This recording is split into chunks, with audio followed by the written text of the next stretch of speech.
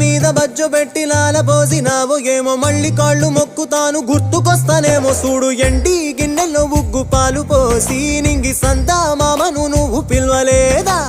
అవునో కాదంటే నువ్వు అడగవమ్మా మబ్బు సినుకై చెప్తాది నీకు ఎన్నెలమ్మా దునియాతో నాకేంటమ్మా నీతో ఉంటే చాలమ్మా ఎలో ఎలో ఎలో ఎలో ఎలో నేను ఊగింది నీ ఓడు ఎలో